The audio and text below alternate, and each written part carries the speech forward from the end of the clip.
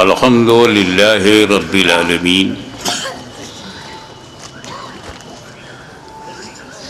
والصلاة والسلام على اشرف الانبیاء والمرسلین وعلى آلہ وصحابہ اجمعین اما بعد فاعوذ باللہ من الشیطان الرجیم بسم اللہ الرحمن الرحیم یا ایہا الذین آمنوا استعینوا بالصبر والصلاة ان اللہ مع الصابرین صدق اللہ مولانا العلی العظیم وبلغنا رسولہ النبی الامین الکریم ونحن على ذلك لمن الشاہدین والشاکرین والحمد للہ رب العالمین۔ بارگاہ رسالت میں درود پاک کا ہدیہ پیش کریں۔ اللہم صلی علی سیدنا مولانا محمد وعلی آل سیدنا مولانا محمد کما تحب و ترضى بأن تصلی علیہ صلاة و سلام علیک یا رسول اللہ۔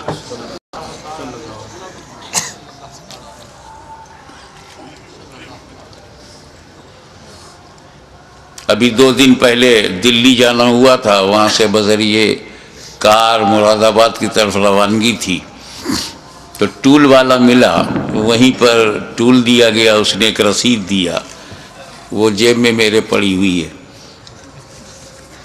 اس کے دوسری طرف سادہ تھا، تو چند اشعار مولائے کائنات، مولائے کائنات جنہیں رضی اللہ تعالیٰ عنہ کہنا بھی صحیح ہے، کرم اللہ وجہ الکریم کہنا بھی صحیح ہے، اور علیہ السلام کہنا بھی صحیح ہے۔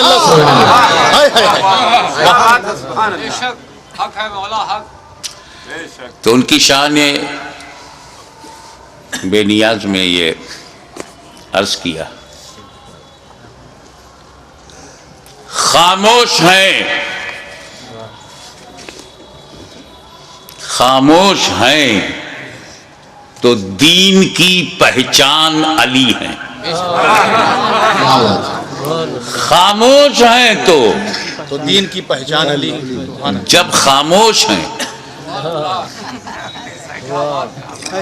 ان کی خاموشی یہ ہے، خاموش ہیں، دھیان دیجئے گا خاموشی پہ، تب مصرع ثانی میں آپ کو لطف آئے گا۔ خاموش ہیں تو دین کی پہچان علی ہیں، گر بولے تو لگتا ہے کہ قرآن علی ہے۔ خاموش ہیں تو دین کی پہچان علی ہے، گر بولے میاں خانقاہ چشتیہ سمدیہ پھپون شریف کے سجادہ نشین بیٹھے ہوئے ہیں، ہم لوگ خانقاہی لوگ ہیں نا، اسی لیے ہر دور میں یزیدیوں سے پنجہ لڑاتے رہے۔ اب لکھنؤ کی باری ہے۔ خاموش ہیں تو دین کی پہچان علی ہے، گر بولے تو لگتا ہے قرآن علی ہے۔ قرآن تو دیتا ہے ہمیں دعوت ایمان، قرآن تو دیتا ہے ہمیں، مصرع ثانی میں تیور دیکھیے گا، قرآن تو دیتا ہے ہمیں دعوت ایمان، ایمان یہ کہتا ہے میری جان علی ہے۔ قرآن تو دیتا ہے ہمیں دعوت ایمان، ایمان یہ کہتا ہے میری جان علی ہے، ایمان یہ کہتا ہے میری جان علی ہے۔ ایک خانقاہی شعر ہو گیا ہے کہ امت میں نمایاں ہیں سبھی اہل ولایت، امت میں نمایاں ہیں سبھی اہل ولایت اور اصحاب ولایت کے بھی سلطان علی ہے. امت میں نمایاں ہے سبھی اہل ولایت، اصحاب ولایت کے بھی سلطان علی ہے.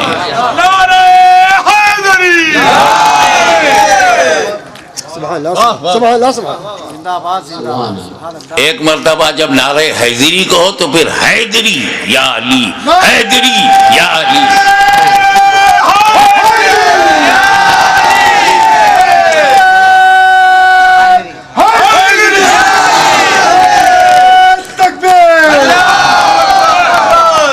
اس باغ نبوت کی کلی، توجہ چاہوں گا، اس باغ نبوت کی کلی فاطمہ زہرا، اس باغ نبوت کی کلی فاطمہ زہرا. حسنین ہے دو پھول تو گلدان علی ہے، حسنین ہے دو پھول تو گلدان علی ہے. امت سرکار مٹی ہے نہ مٹے گی، یہ امت سرکار مٹی ہے نہ مٹے گی. اس آخری امت کے نگہبان، یہ امت سرکار مٹی ہے نہ مٹے گی، اس آخری امت کے نگہبان علی ہے.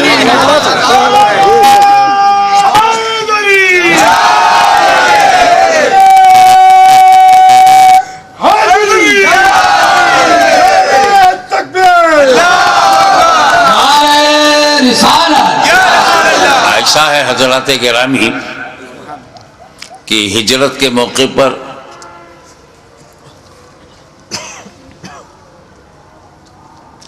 ہجرت کی رات ہے، تجلیوں کی برسات ہے، نبی کریم کی ذات ہے، گھر کے اندر علی کا ساتھ ہے، باہر دشمنوں کی گھات ہے. واللہ کیا بات ہے. حضور صلی اللہ علیہ وسلم گھر میں ہے اور ساتھ میں علی ہے، اور باہر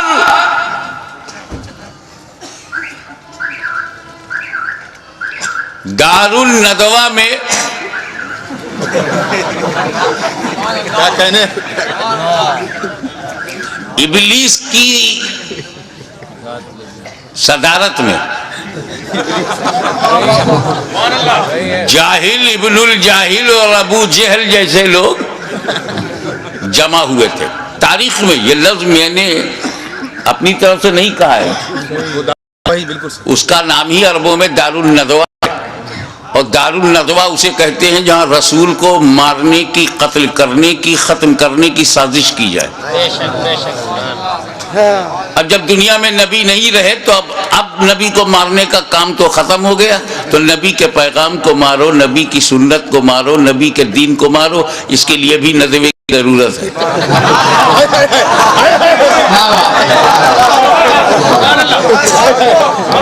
لیکن یہ تو مخدوم مینا کا کرم ہے کہ انہیں دریا کے پار پھینک دیا.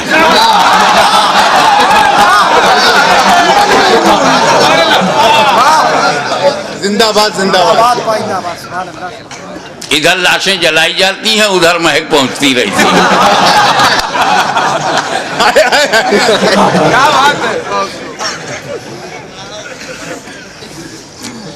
40 کافر دار الندوہ میں میٹنگ کرنے کے بعد رسول کے گھر پر آئے اور دروازے کو ٹک ٹک دیکھ رہے. 40 کافر، 80 آنکھیں چوکھٹ پہ جمی ہوئی ہیں. نکلیں نبی تو مارو. پہلے ایک بات بتا دوں، نبی کریم نے کنکری ماری اور پھینکا ان کی طرف. اور قرآن نے اس کا ذکر کیا ہے، وَمَا رَمَيْتَ إِذْ رَمَيْتَ وَلَكِنَّ اللَّهَ رَمَى. اے نبی، جو تم نے کنکری پھینکی تھی تم نے نہیں پھینکی تھی بلکہ اللہ نے پھینکی. کافروں کے سامنے ہی سے نبی نکل گئے، کسی نے دیکھا ہی نہیں. نبی آوے نہیں دکھائی پڑے، نبی چلے گئے نہیں دکھائی پڑا، کیونکہ کنکری لگ گئی تھی. ہمیں تو اپنے گھروں میں نبی محسوس ہوتے ہیں، اپنی مجلسوں میں ہمیں دکھتے ہیں، اپنی محفلوں میں دکھتے ہیں، لیکن ہم کو تو نہیں دکھتے، ہم کو تو نہیں دکھائی پڑتے۔ بھلے کنکری لگی ہوگی۔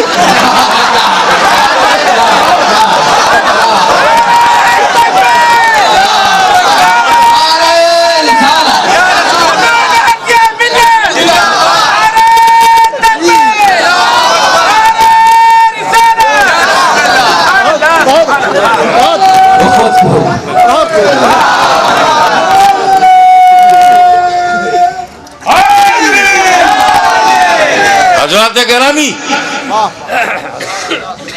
رسول کے گھر کو 40 کافروں نے باعث قتل گھیر لیا تھا، محاصرہ ہے۔ نبی کے پاس کچھ امانتیں ہیں، امین کی ضرورت ہے، کچھ صداقتیں ہیں، صدیق کی ضرورت ہے، کچھ وصیتیں ہیں، وصی کی ضرورت ہے، کچھ وراثتیں ہیں، وارث کی ضرورت ہے۔ ایک ہی ذات میں سب موجود ہو۔ وہ صدیقین میں صدیق بھی ہو، وارثین میں وارث بھی ہو، اور وصی رسول بھی ہو، وارث رسول بھی ہو۔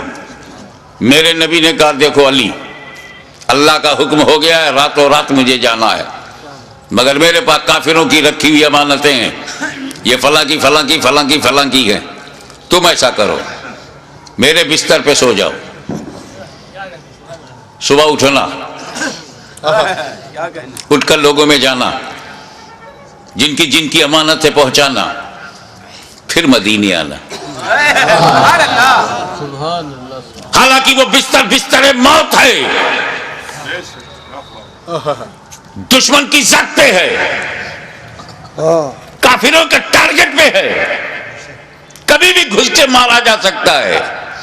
لکھنؤ میں 2 پولیس والے دروازہ کھٹکھٹائے تو پورے خاندان کی نیند اڑ جائے۔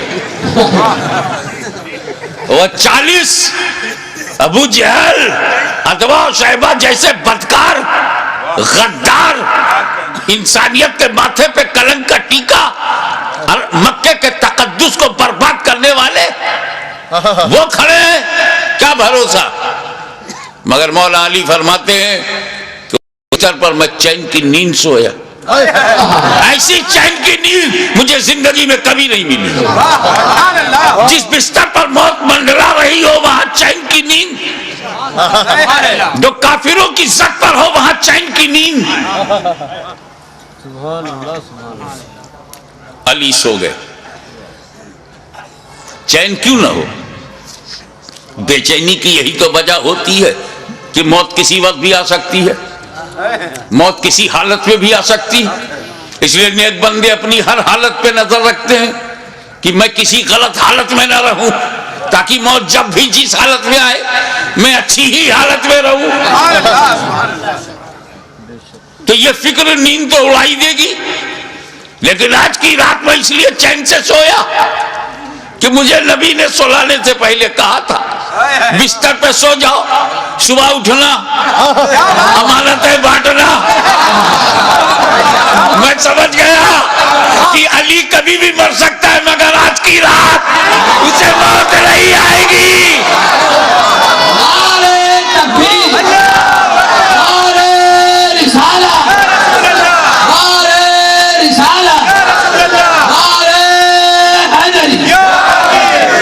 میاں ایک جملہ آ گیا، جس کی ضمانت نبی لے، توجہ، جس کی ضمانت نبی لے لے وہ علی ہوتا ہے، علی، اور جس کی ضمانت علی لے لے وہ ولی ہوتا ہے، ولی۔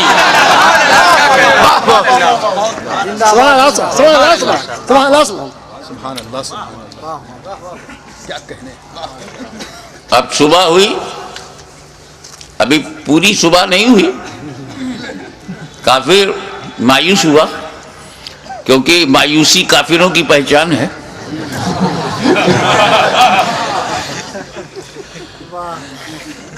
مومن تو اللہ کی رحمت سے کبھی مایوس نہیں رہتا. جب گیا اندر تو بڑا خوش ہوا.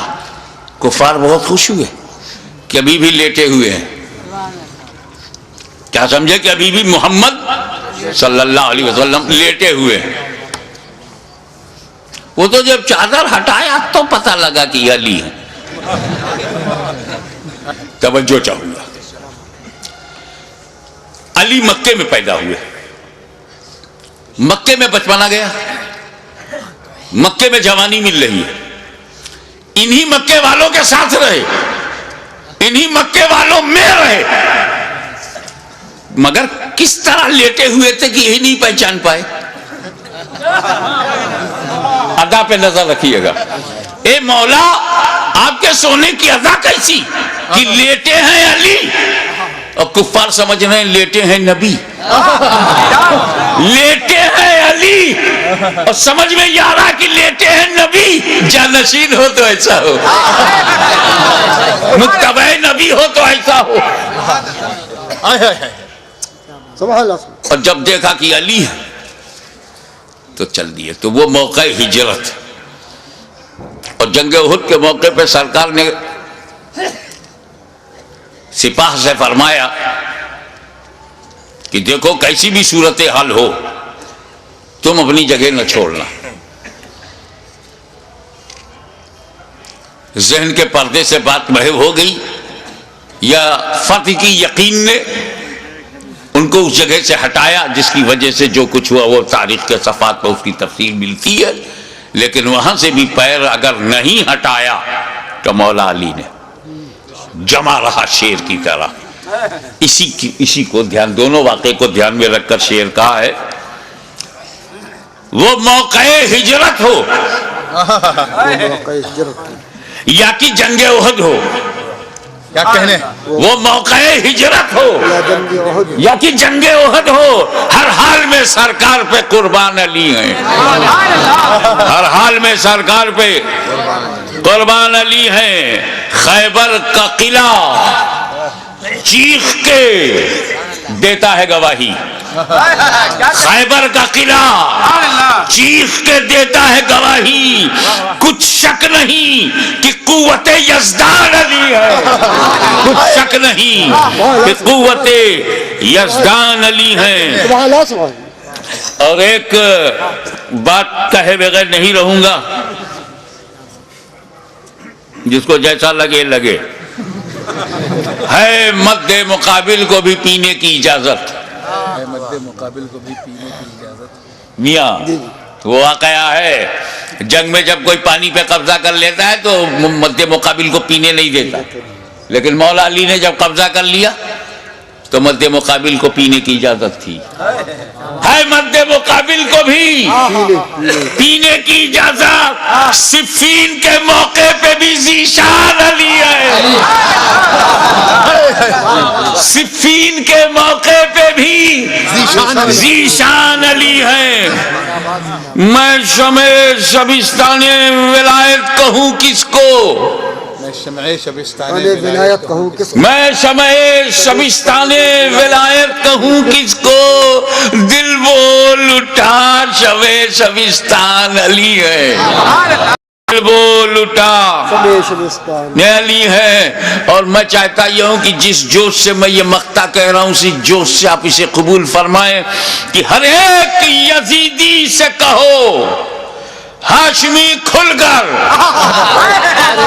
ہر ایک یزیدی سے کہو, لکھنؤ سے لے کے سہارنپور تک ہر ایک یزیدی سے کہو ہاشمی کھل کر. سہارنپور سے لے کے نجد تک ہر ایک یزیدی سے کہو ہاشمی کھل کر. سبزی منڈی سے لے کے دمشق تک ہر ایک یزیدی سے کہو ہاشمی کھل کر. اسلام علی ہے, میرا ایمان علی ہے. نعرہ تکبیر, نعرہ رسالت, نعرہ حیدری. ہر ایک یزیدی سے کہو ہاشمی کھل کر اسلام علی ہے، میرا ایمان علی ہے۔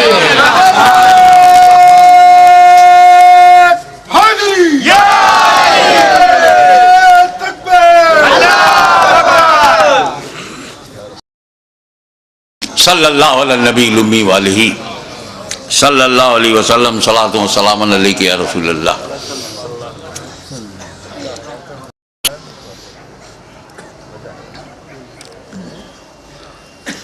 یہ تو ہم امام علی مقام حضرت امام حسین علیہ السلام سبحان اللہ، سبحان اللہ، کو پرسہ دینے،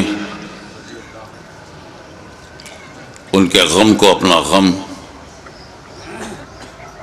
انہوں نے جو امت کو بچایا ہے تو امت نے بھی انہیں دل سے اپنایا ہے۔ سبحان اللہ۔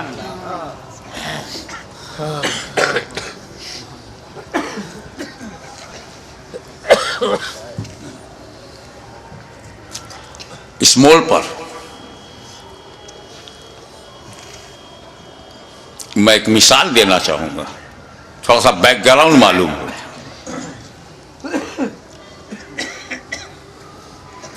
عورت مرد دونوں پہ نماز فرض ہے۔ مرد تو مہینے میں 30 دن نماز پڑھتے ہیں، خواتین نہیں پڑھ سکتی۔ خواتین 30 دن لگاتار بغیر ناغے کے نماز نہیں پڑھ سکتی۔ ایک وقت ایسا آتا ہے، کچھ دن ان پر ایسے گزرتے ہیں جس میں وہ پاک نہیں ہوتی، تو ان دنوں میں ان سے نماز معاف ہے، قضا بھی نہیں۔ جب پاک صاف ہو جاتی ہیں 5 دن 3 دن 10 دن زیادہ سے زیادہ جو بھی مدت ہے اس میں پاک صاف ہو کر کے پھر وہ اپنا نماز کا سلسلہ شروع کرتی۔ کوئی بھی نوجوان مسلم خاتون جو امید سے نہیں ہے، حمل سے نہیں ہے، وہ 30 دن نماز نہیں پڑھ سکتی۔ 21 دن 22 دن اس کے بعد ناپاکی کا دور شروع، چاہے وہ مسلم عورت عابدہ ہو، زاہدہ ہو، عارفہ ہو، چاہے وقت کی رابعہ بصریہ ہو، وہ ناپاکی کا دور آئے گا۔ مگر ہماری ماں بہنیں، یہ احساس کمتری کا مقام نہیں ہے، یہ خون بڑا ضروری خون ہے، یہ رب کی بہت بڑی نعمت بھی ہے کہ جب وہ امید سے ہو جاتی ہے عورت، اس کو پیٹ میں حمل قرار پاتا ہے تو یہی خون ڈائیورٹ ہو جاتا ہے بچے کی طرف، اور اسی خون سے اعضائے بدن بنتے ہیں، اسی سے دل، گردہ، کڈنی، جتنی ضرورت کی چیزیں سب بنتی ہیں۔ اس لیے 9 مہینے تک خون نہیں آتا، کیونکہ جو خون خارج ہوتا تھا ہر مہینے وہ خون اب بچے میں منتقل کر دیا گیا ہے۔ اسی لیے جب بچہ پیدا ہوتا ہے تو اس رابطے کو کاٹا جاتا ہے جو خون جانے کا رابطہ تھا۔ تو ہماری ماں بہنوں، یہ خون بہت ضروری ہے، یہی خون تو بچوں پہ احسان ہے ماں کا کہ اپنے خون سے والدہ نے اسے سینچا ہے، یہ خون بہت ضروری۔ تو ہندوستان سے لے کے امریکہ تک، امریکہ سے لے کے فجی تک، دنیا کے اس کونے سے لے کے اس کونے تک ایک بھی عورت نہیں ملے گی جو مسلم ہو، نوجوان ہو، حمل سے نہ ہو اور نماز 30 دن پڑھتی ہے، چاہے وہ کسی بھی جماعت کی ہو، کسی محل کی رہنے والی ہو، مگر اسی زمین کے اوپر، اسی آسمان کے نیچے ایک خاتون، کیا کہنے، سبحان اللہ، ایک عورت، ایک مخدومہ، ایک محترمہ، صرف ایک خاتون ہے جو 30 دن لگاتار نماز پڑھتی تھی۔ سبحان اللہ، 2 مہینے میں 60 دن، 3 مہینے میں 90 دن، سال بھر میں 360 دن، اور اس مقدس ترین خاتون کا نام ہے سیدہ فاطمہ زہرا۔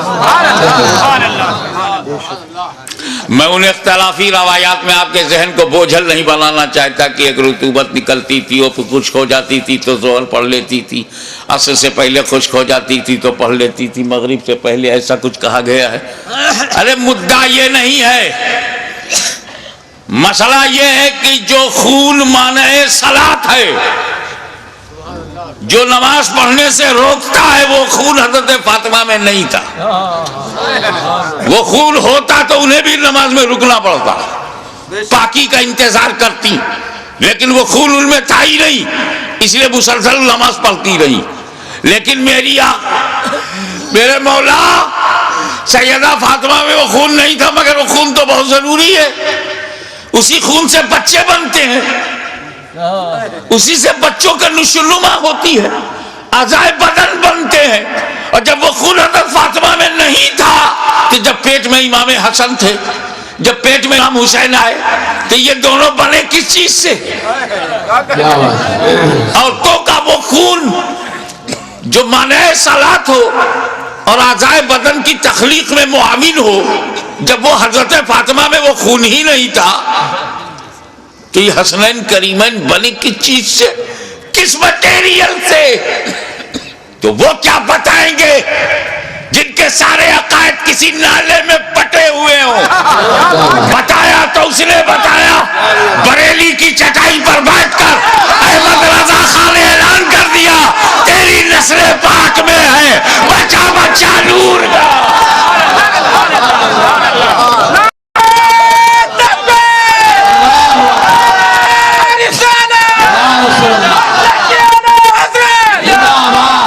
تیری نسل پاک میں ہے بچہ بچہ نور کا، تو ہے عین نور، تیرا سب گھرانہ نور کا۔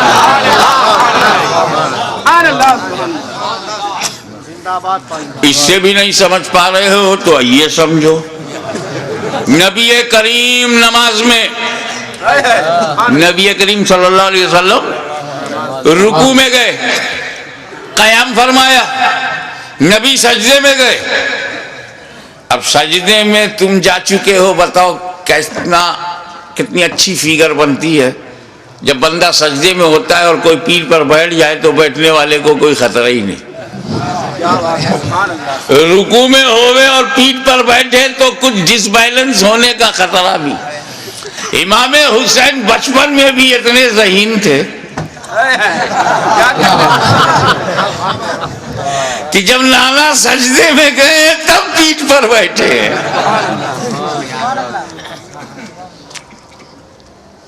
جو بچپن میں نبی کو پہچانتا رہا ہو، وہ جوانی میں یزید کو پوری طور سے پہچان گیا ہوگا۔ یہ نہیں پہچان پا رہے ہیں، رضی اللہ عنہ کہہ رہے۔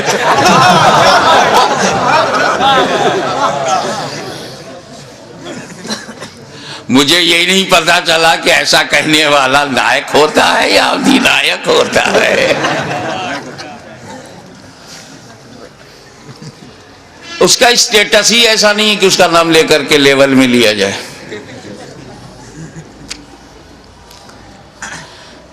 نبی کریم صلی اللہ علیہ وسلم سجدے میں ہیں، امام علی مقام بیٹھ گئے پیٹھ پر۔ تم بھی تو سجدہ کرتے ہو، سجدے میں کچھ دکھائی دیتا ہے؟ خیال کرو، ماتھا زمین پر، ناک زمین پر، آنکھ کے سامنے کچھ دکھتا کیا؟ آگے کا نہیں دکھتا، آنکھ کے سامنے جو زمین ہے وہی نہیں دکھتی، اور جو پیٹھ پر ہے نبی نے دیکھ لیا۔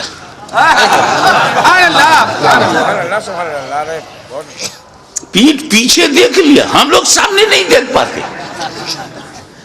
اب تو نہیں کہو گے نا کہ نبی کو دیوار کے پیچھے کی خبر نہیں۔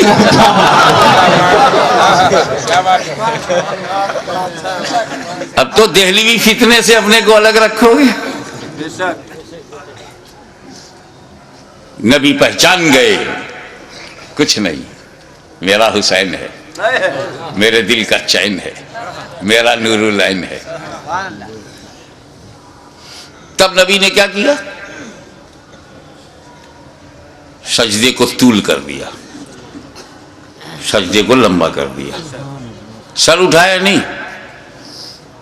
کہ میں سر اٹھاؤں گا تو حسین گر جائیں گے، اور نبی کو گوارا نہیں کہ اتنی بلندی سے بھی کسی انہیں گرا کر کے زخمی کیا جائے، نبی نے سر نہیں اٹھایا۔ یہ تو لکھنؤ ہے یار، یہاں تو محاوروں کی پہچان ہے لوگوں میں، محاورہ دے رہا ہوں، میرے نبی نے حسین کو گرانے کے لیے سر نہیں اٹھایا، کیا کہنے حسین کو گرانے کے لیے، تو جو نبی حسین کو گرانے کے لیے سر نہ اٹھائے وہ نبی کب گوارا کرے گا کہ حسین کو گرانے کے لیے کوئی امتی سر اٹھائے؟ اور اسی پر ایک جملہ اور لیتے چلو، میرے نبی نے حضرت میرے نبی نے سر جھکایا تھا سجدے میں خدا کے لیے، خدا کے لیے، ذات کو سامنے رکھیے گا، نبی نے سر جھکایا تھا خدا کے لیے، نہیں اٹھا رہے ہیں حسین کے لیے۔ کتنا قیمتی ہیں حسین، کتنے عظیم ہیں حسین، کتنے بے مثال ہیں حسین۔ اب اور غور کرو، نبی کریم سجدے کی حالت میں ہے اور پیٹھ پر امام حسین ہے، سائیکولوجیکل سچویشن کیا ہے؟ اگر حسین پیٹھ پر نہ ہوتے، امام حسین پیٹھ پر نہ ہوتے، پشت مبارک پہ نہ ہوتے، تو سبحان ربی الاعلیٰ سبحان ربی الاعلیٰ سبحان ربی الاعلیٰ 3 بار کہہ کے 5 بار کہہ کے 7 بار کہہ کے سر اٹھا سکتے تھے نا۔ جیسے ہی پیٹھ پر امام حسین بیٹھ گئے، گنتی بند۔ اب حضور، اب تسبیح حضور پڑھ رہے ہیں، گن نہیں رہے، دھیان اس پر ہے کہ ابھی بھی پیٹھ پر ہیں،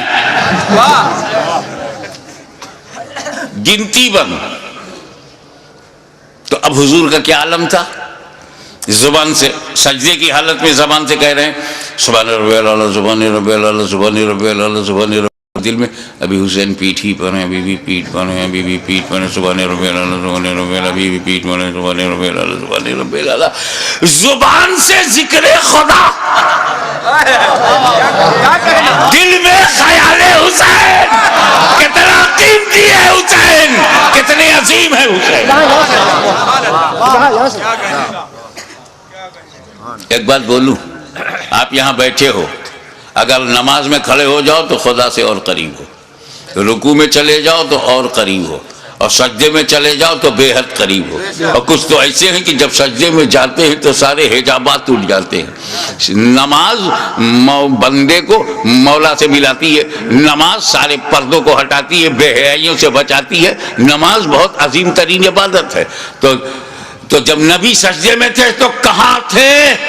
سبحان اللہ، قرب خاص میں نبی، غایت قرب میں نبی، سارے پردے اڑ گئے، رب کا جلوہ دیکھ رہا ہے نبی، اللہ کے بے حد قریب ہے نبی، اور وہاں تک خیال حسین۔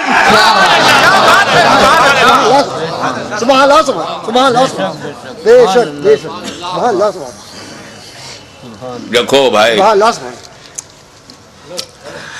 اس کے بعد پھر کیا ہوا؟ امام حسین اللہ جانے کتنی دیر بیٹھ کر، وہ پشت مبارک ہی ایسی تھی کیا کہنے، کہ دونوں کا جواب نہیں، ادھر سے دیکھو تو سواری کا جواب نہیں، سبحان اللہ، ادھر سے دیکھو تو سوار کا جواب نہیں۔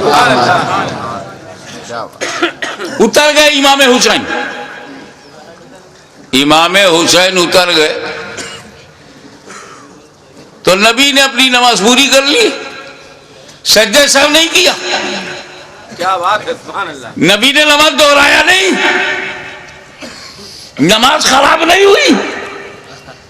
نماز خراب ہو ایسی کہ بالکل خراب ہو جائے، دہراؤ، واجب چھوٹ جائے، سجدہ سہو کرو، ایسا کچھ نہیں ہوا۔ غیر معمولی تاخیر کے باوجود رسول پاک کی نماز خراب نہیں ہوئی۔ اب سنو، نبی سجدے میں، حسین خیال میں، کیا کہنے، نانا سجدے میں، حسین خیال میں، نواسہ خیال میں، نبی سجدے میں، امتی خیال میں. نبی کی نماز خراب نہیں ہوئی، نبی کی نماز خراب نہیں ہوئی. تو ان بےہودہ گستاخوں دریدہ دہلوں سے کہہ دو کہ جب امتی کے خیال سے نبی کی نماز خراب نہیں ہوتی تو نبی کے خیال سے امتی کی نماز خراب نہیں ہوگی.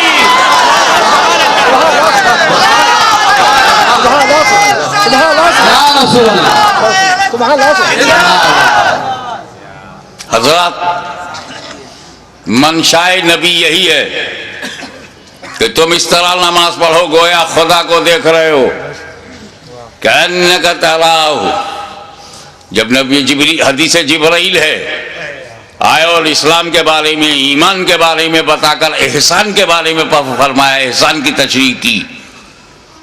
اسی ضمن میں یہ بات آتی ہے، رسول پاک نے کہا اس طرح نماز پڑھو گویا خدا کو دیکھ رہے ہو. لیکن یہ آسان نہیں ہے تو آسان بھی فرما دیا. اگر ایسا نہ ہو سکے تو اس طرح نماز پڑھو کہ یقین رکھو کہ خدا تمہیں دیکھ رہا ہے. بات صاف یہ ہے کہ یار نماز پڑھو تو دنیا چھوڑ کے پڑھو. گھر میں نماز پڑھنے سے بہتر ہے مسجد میں نماز پڑھنا. کیوں؟ کیونکہ تم پریوار چھوڑ کے اللہ کے گھر میں جاتے ہو. یہ دنیا چھوڑنے نے ثواب بڑھا دیا، مگر تمہارا تو بڑا برا حال ہے، پوری فیملی کو لے کے مسجد میں جاتے ہو.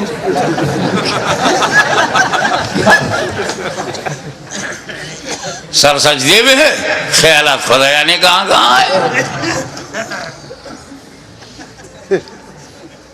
ایک مرید کی چابی کنجی غائب ہو گئی. اس کی الماری میں بڑے ضروری ڈاکومنٹس تھے، دستاویز. پیر کے پاس گیا، حضور کوئی دعا بتا دیجئے، کنجی غائب ہو گئی ہے، اگر کنجی نہیں ملے گی تالا توڑنا مشکل ہے، اس میں کاغذات بہت اہم ہیں. پیر نے کہا جاؤ 2 رکعت نماز پڑھو. وضو کر کے جیسے ہی 2 رکعت نماز نفل کے لیے وہ کھڑا ہوا، دنیا بھر کے خیالات شروع. کیا کیا تھا، کیا کر رہا ہوں، کیا کرنا ہے. اسی میں یہ بھی یاد آ گیا کہاں رکھا ہے.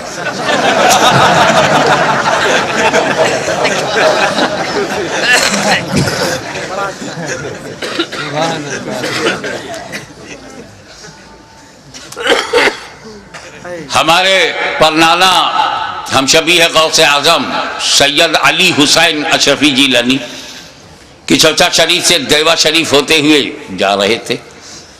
ادھر وارث الاولیاء سید وارث علی شاہ تاجدار دیوا علیہ رحمت و رضوان کو پتہ چل گیا، نہ ٹیلی فون، نہ موبائل، نہ سیل فون، نہ کوئی وائرلیس سسٹم. اللہ جانے اللہ کے ولیوں کا کیا ہے سسٹم.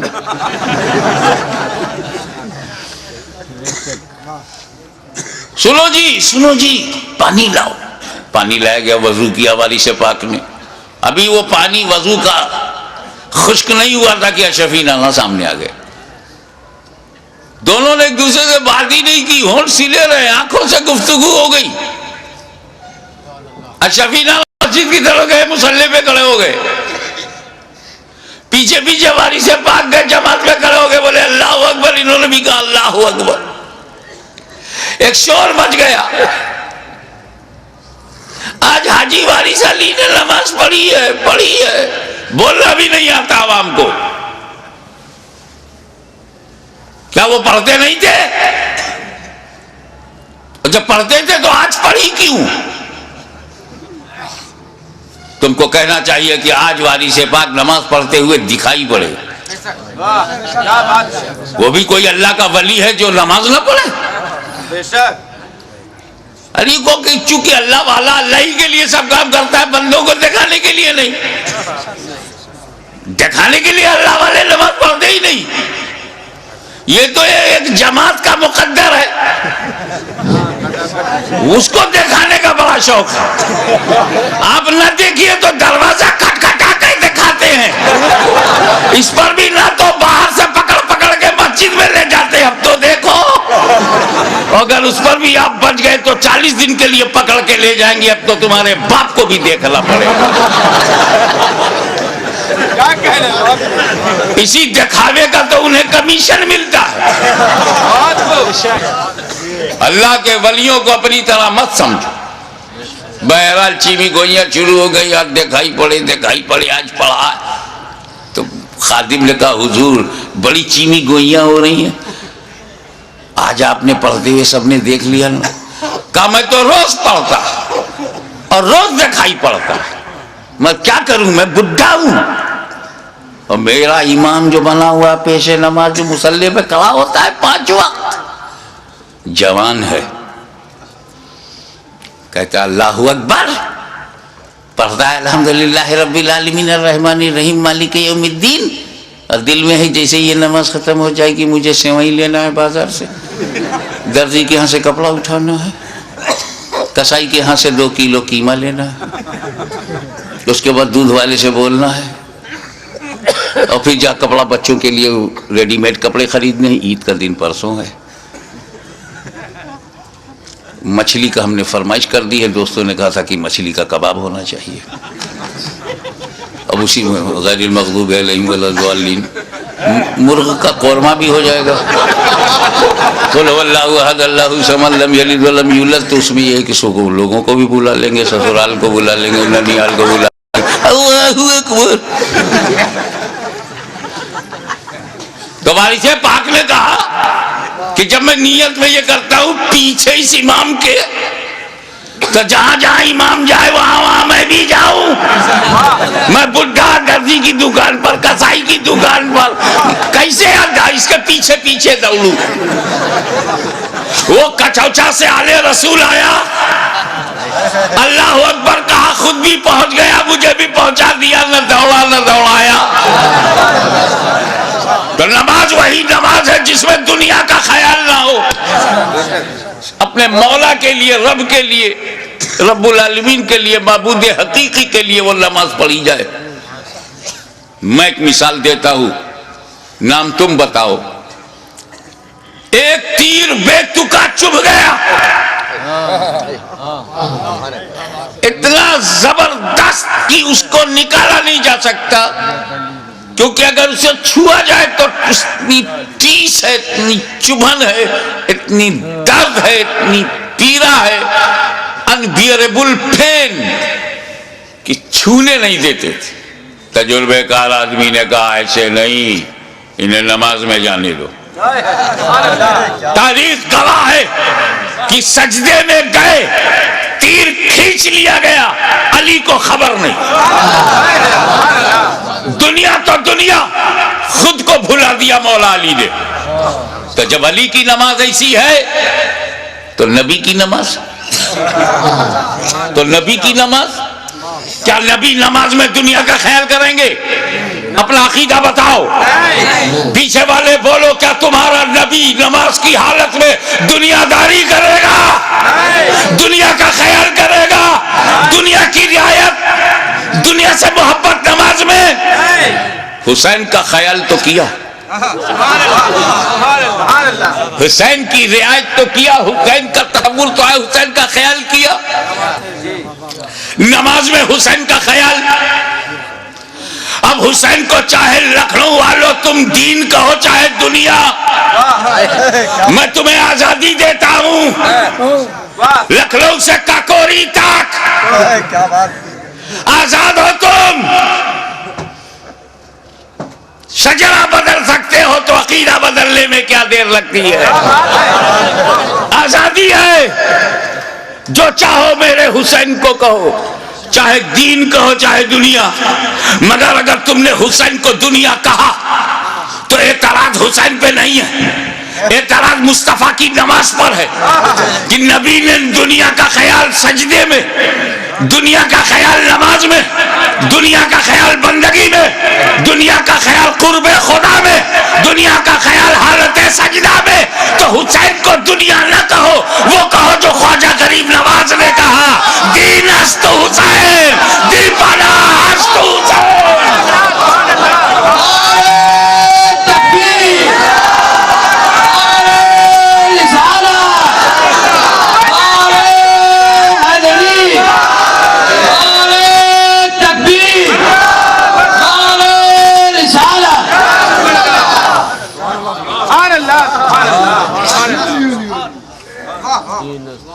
لی پناہ سردار حسین دین ہے، اور اس کا اندازہ انہیں خود بھی تھا۔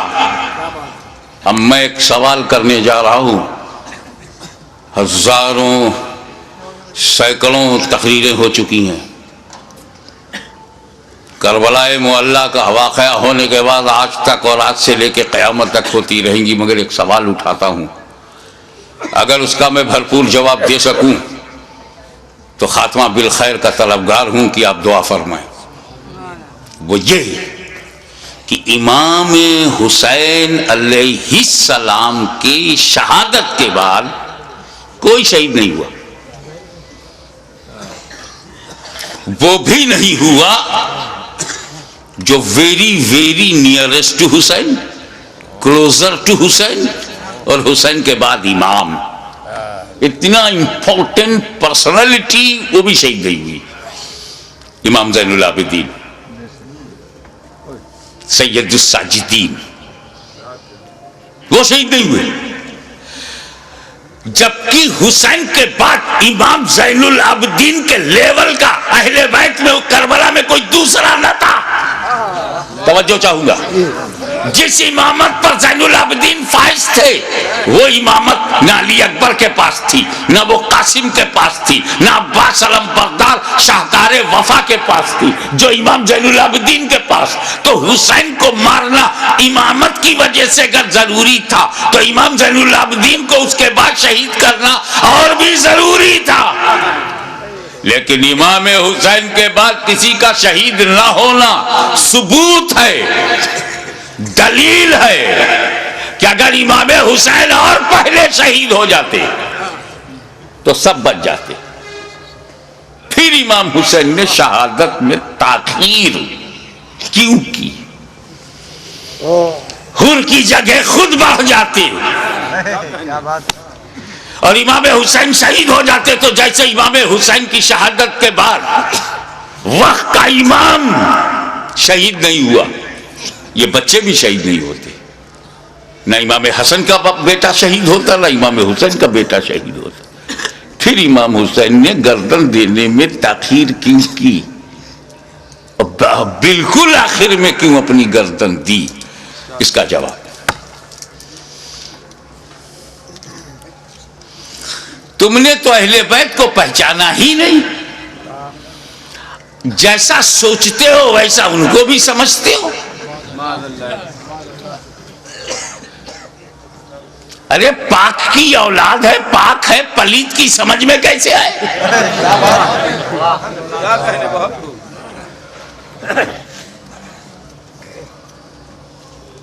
آپ غور فرمائیں کہ جن مکے والوں نے پتھر برسائے، راہوں میں کانٹے بچھائے، شاب ابی طالب میں 2.5 سال تک محاصرے میں رکھا، ابو دانا بند،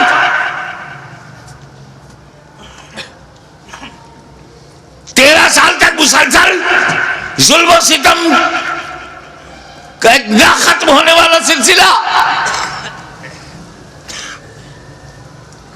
لیکن 8 سال کے بعد جب مدینے سے مکہ نبی کریم لوٹے ہیں، مکے کی پوری رجم بدل گئی، سارے ظالم، سارے اتیاچاری سامنے کھڑے ہیں، مگر نبی سب پر رحمت کی نظر ڈال رہے ہیں۔ وَأَنْتُمُ الطُّلَقَاءُ، جاؤ تم سب آزاد ہو، میں نے معاف کر دیا۔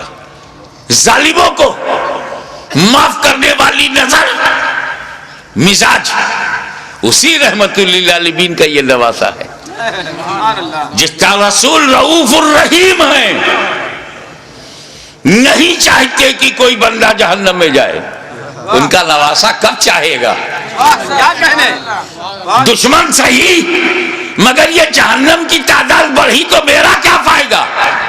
موقع دو سدھرنے کا، موقع دو سنبھلنے کا، اپارچونٹی دو گائیڈنس پانے کا۔ مقصد یہ تھا یزیدیوں تم کسی کو قتل نہ کرو، اسی میں تمہاری بھلائی ہے، اسی میں تمہاری بچت ہے، فلاح ہے. بدل دو اپنے ارادے کو، بدل دو اپنے خیالات کو. اہل بیت کے خون سے اپنی تلواروں کی پیاس نہ بجھاؤ. خطبہ دیا، سمجھایا، موقع دیا، لیکن محسوس ہوا کہ یہ سب بے شرمی کی انتہا کو پہنچے ہوئے ضدی، یہ کلاب الدنیا بھی ہے، کلاب النار بھی. یہ دنیا کے کتے جہنم کے کتے بننا چاہتے ہیں، مگر پھر بھی رحمت للعالمین کا نواسا، رحمت عالم کا پروردہ نظر کردہ اپنے دشمنوں کو یہ بھی موقع دے رہا ہے کہ اگر تم کچھ لوگوں کو قتل کر کے اپنی تلوار کی پیاس کو بجھانا چاہتے ہو تو لو میں تمہیں حر دے رہا ہوں، لو میں تمہیں وہب دے رہا ہوں، لو میں آوان دے رہا ہوں، لو میں اپنے انصار دے رہا ہوں. اگر اس سے بھی تسلی نہیں ہوتی تو لو میں قاسم بن حسن دے رہا ہوں. اب بھی تسلی نہیں ہوتی تو لو علی اکبر کی جوانی لے لو. اب بھی تسلی نہیں ہوتی تو عباس کے بازو لے لو. اب بھی تسلی نہیں ہوتی تو علی اصغر کا خون لے لو. لیکن مجھ تک جلدی مت کرنا. کیا کہنا، میں رحمت عالم کا نواسا ہوں، رحمت بھری نظر سے تمہیں مہلت دے رہا ہوں. مجھے مارنے میں اجلت مت کرنا. اگر تم اتنے لوگوں کو شہید کر کے رک جاؤ، تائب ہو جاؤ، تو میں رحمت للعالمین کا نواسا ہوں، بیٹا ہوں. میں محشر میں تمہارے ان گناہوں کی مغفرت کروا سکتا ہوں، کیونکہ علی اکبر کا قاتل قاتل مومن ہے، عباس کا قاتل قاتل مومن ہے، قاتل حر قاتل مومن ہے، قاتل علی اصغر قاتل مومن ہے. قتل مومن شدید ترین گناہ کے باوجود مغفرت میں کروا سکتا ہوں. مجھے مارنے میں جلدی نہ کرنا. میرا قتل قتل مومن نہیں، قتل دین بن جائے گا، اور قاتل دین کی مغفرت نہیں. لیکن جب یہ محسوس ہونے لگا، ختم اللہ علی قلوبہم وعلی ابصارہم، جب اللہ تعالیٰ نے ان کی سماعت پر، ابصار پر، بصارت پر پہرا بٹھا دیا، مہر لگا دیا، اور حجت تمام ہو گئی. جتنی مہلتیں دینی تھی دی جا چکی، جتنی مواقع فراہم کرنے تھے ہو چکے، جتنی بار ضمیر کو جگانا تھا جگا چکے. لیکن ان مردہ دلوں میں ٹس سے مس جب کوئی نہیں ہوا تب بالآخر فیصلہ وہی ہوا، اے نانا جان جو میں نے وعدہ کیا تھا نبھانے جا رہا ہوں.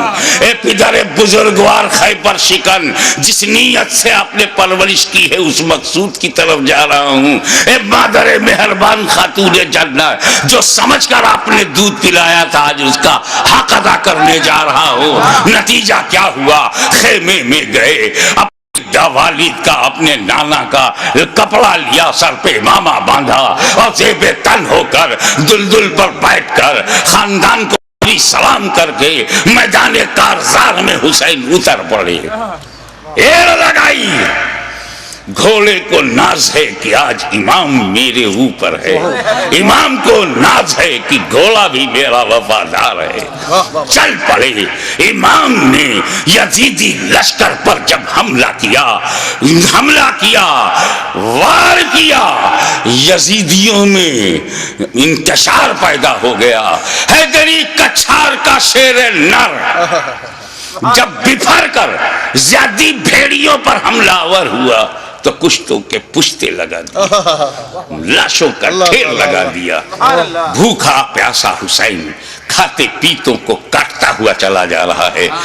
تلوار چمکی، ہوا میں لہرائی تو ایسا نہیں لگتا تھا کہ حسین کے تنہا ہاتھ میں اکیلی تلوار ہے. ایسا لگتا تھا جیسے آسمان کی تمام بجلیاں تلوار میں سما گئی ہوں. ایسا لگتا تھا کہ ستاروں نے اپنی جگہ چھوڑ کر ذوالفقار کی دھار میں آ گئی ہوں. ایسا لگتا تھا کہ آدم کا ہاتھ دعا کے لیے نوح کی کشتی اپنے نجات کا رخ دیکھ رہی ہے. ایسا لگتا تھا کہ دریائے نیل میں فرعون غرق ہو رہا ہے, یزیدی تباہ ہو رہے ہیں. ایسا لگتا تھا جیسے کعبے کا رخ قبلہ, کعبے کا رخ کعبہ کی طرف ہو گیا ہو.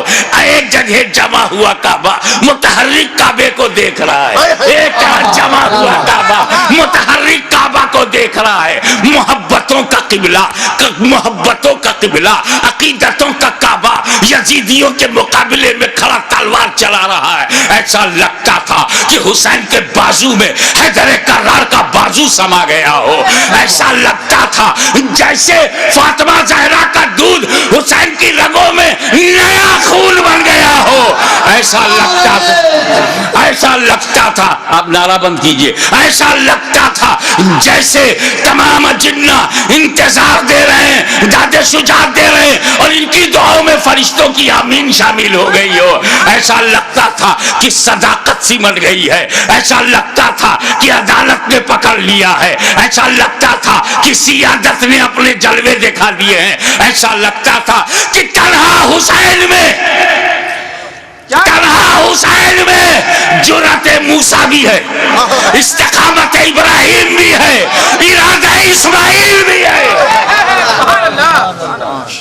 اس وقت سامنے شیطان تھا, اسماعیل کا ارادہ پہاڑ تھا. اس وقت یزیدی فوج ہے, حسین کا ارادہ پہاڑ ہے. تلوار چلتی رہی, تلوار چلتی رہی, کشتوں کے پشتے لگتے رہے, لاشوں کے ڈھیر لگا دیے. اب اس تلوار کو روکا کیسے جائے؟ اس تلوار کا رکنا یزیدی نقطہ نظر سے بہت ضروری تھا. یہ تلوار روکے, یہ تلوار روکے گی تو یزیدی بچیں گے. زیادی بھیڑیوں کو کاٹتے تھے جیسے کوئی گاجر مولی کو کاٹ رہا ہو. میمنہ پر حملہ آور ہوا تو میمنہ صاف ہو گیا. شیر خدا میسرے کی طرف رخ کرتا ہے, میسرہ صاف ہو گیا. یزید کے قلب پر حملہ کرتا ہے, لشکر کا قلب صاف ہو جاتا ہے. اب پریشانی, ابن سعد, ابن زیاد پریشان ہو گئے, شمر ذل جوشن حیران ہو گیا, خولی مایوس ہو گیا. یا اللہ یہ کیا ہو رہا ہے؟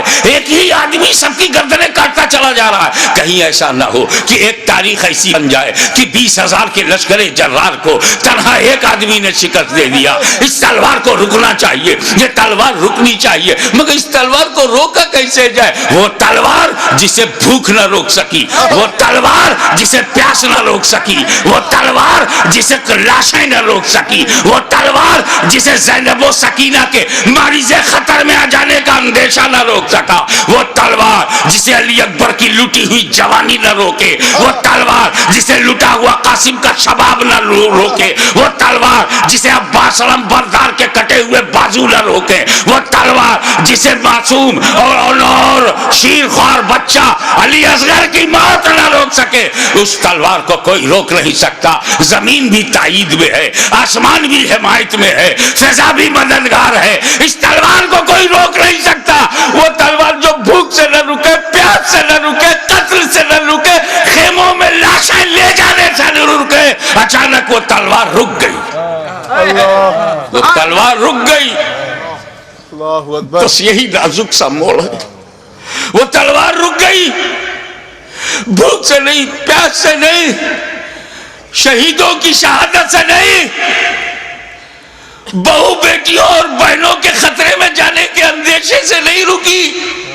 وہ تلوار اس لیے رک گئی کہ نماز کا وقت ہو گیا, نماز کا وقت ہو گیا. اتر پڑے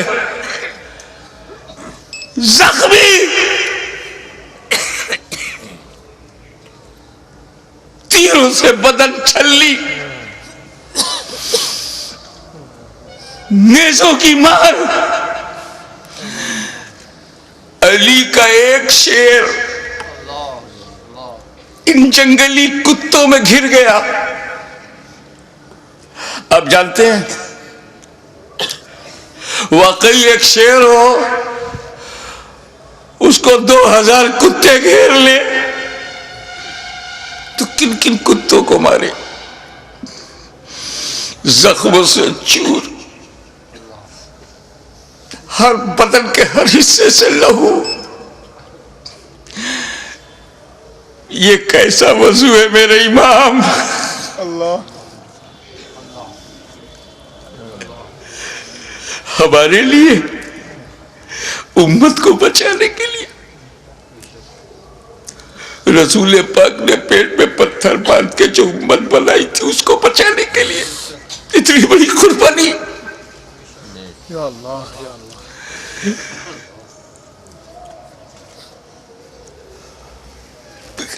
زمین پر گرے سجدے میں. یزیدیوں نے سوچا بس یہی موقع ہے، اگر یہ اٹھے گا شیر تو پھر مارے گا، اسے اٹھنے نہ دو. شقی القلب پتھر دلوں نے نبی کا کلمہ پڑھتے ہوئے بھی نبی کے نواسے کو، نبی کی جان کو، نبی کی پہچان کو، نبی کے بیٹے کو، نبی کی نسل کو، نبی کی اولاد کو، نبی کے نور کو سجدے کی حالت میں ایسا وار کیا. سر مبارک تن مبارک سے جدا ہو گیا. انا للہ و انا الیہ راجعون.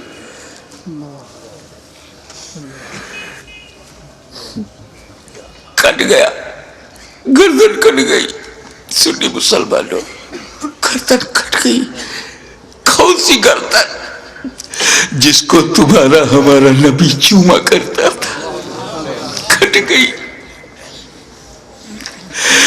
کعبے کے ایک پتھر کو میرے نبی نے ایک بار چوما، حجر اسود کو. قیامت تک لوگ چومیں گے، مگر حسین کے گلے کو تو نبی نے بار بار چوما تھا، بار بار چوما تھا. تم کہتے ہو حسین کا گلا کٹا، حسین کا گلا کٹا. میری دل سے پوچھ، بوسا گاہے مصطفیٰ کٹ گئی، بوسا گاہے رسول کو کاٹ دیا. میں ایک مرتبہ بیمار پڑا تھا برطانیہ میں. میری ماں کا خط آیا، بیٹا تمہاری کیسی طبیعت ہے؟ مجھے بڑا تعجب ہوا. میری ماں کی چوچا شریف میں، وہ انگلینڈ میں، ان کو محسوس کیسے ہوا؟ تو کسی نے سمجھایا یہ ممتا ہے، یہ خون کا رشتہ ہے. تو بیمار پڑ گیا تھا، سمندر پار خون کے رشتے نے ماں کے دل میں احساس ڈالا. ارے جب ماں بیٹے میں احساس کا یہ رشتہ ہوتا ہے تو جب حسین کا گلا کٹا ہوگا تو لب مصطفیٰ پہ کیا گزری ہوگی.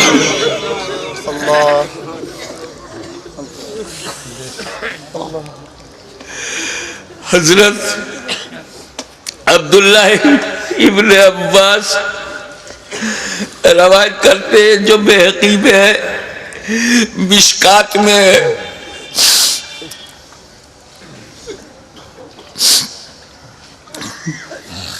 کہ ام المومنین ام سلمہ نے خواب میں دیکھا کہ حضور صلی اللہ علیہ وسلم کے ہاتھ میں شیشہ ہے. پوچھا یا رسول اللہ یہ کیا ہے؟ کہا یہ میرے بیٹے حسین اور کربلا کے شہیدوں کا خون میں صبح سے اس میں جمع کر رہا ہوں. رسول مبارک کی ریشی مبارک پر غبار بالوں میں بکھرا، ہاتھ میں شہدائے کربلا کا لہو. کتنا دل دکھ گیا ہوگا رسول پاک کا.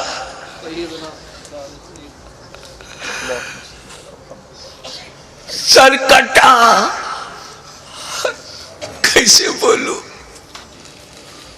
نہیں کہہ پا رہا ہوں. کسی اور گھر کا واقعہ ہوتا تو میں تفصیل سے بیان کرتا. یہ غم تو میرے اپنے خاندان کا غم ہے، یہ تو اہل بیت کی آزمائش کا، بس یوں سمجھو کہ نیزے پہ اس سر کو اٹھایا ظالموں نے،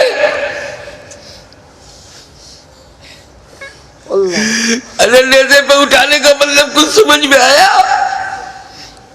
گردن کٹ گئی، نیزے کو رکھا گا اس گلے میں جس سے رسول پاک کا لعاب دہن گزرا تھا، وہ گلا جس سے خاتون جنت کا جنتی دودھ گزرا تھا، جس پر علی مرتضیٰ کے دیے ہوئے لوگ گزرے تھے۔ امام علی مقام کے گلے میں وہ گلا کٹا ہوا دیکھا ہوگا نا، جب گلا کٹتا ہے تو ایک اسی میں ڈال دیا، ارے جسے نبی چومتے تھے اس پہ تم نے نوکے نیزا، یزیدیوں تم نے کل بھی حسین کو ستایا تھا، آج بھی ستا رہے ہو، فرق یہ ہے کہ کل نوکے نیزا سے تکلیف پہنچائی تھی، آج اپنی تقریروں میں نوکے زبان سے تکلیف پہنچا رہے ہو، نوکے قلم سے تکلیف پہنچا رہے ہو۔ یاد رکھو حسین نے امت کو اسی لیے بچایا ہے کہ ساری زندگی امت حسین پر قربان ہوتی رہے گی، حسین پر ہم اپنی جان دیتے رہیں گے۔ نیزے پہ اٹھا لیا، یہ تو ہندوستان کا کوئی اتیاچاری بھی نہیں کرتا، نیزے پہ اٹھا لیا، حسین کے سر مبارک کو نوکے نیزہ پہ رکھ کر اٹھا دیا، جلوس نکالا، نوکے نیزہ پہ بلند کر دیا امام کا سر، اور وہیں سے میرا امام اپنے غلاموں کو آخری درس دے رہا ہے۔ اے میرے غلاموں دیکھو، یزیدیوں کی بھیڑ میں، یزیدیوں کے لشکر میں تیرا امام کا سر اوپر ہے، تیرے امام کا سر اوپر ہے، تیرے امام کا سر بلند ہے، یعنی جن کا سر کٹا نہیں ان کا سر نیچے ہے، جس کا کٹ گیا وہ سر بلند ہے۔ تبھی تو غریب نواز نے کہا قرآن تو دیتا ہے ہمیں دعوت ایمان، ایمان یہ کہتا ہے میری جان علی ہے۔ مولا تعالی ہمیں بھی بسم اللہ کی برکتوں سے مالا مال کرے۔ وآخر دعوانا ان الحمدللہ رب العالمین۔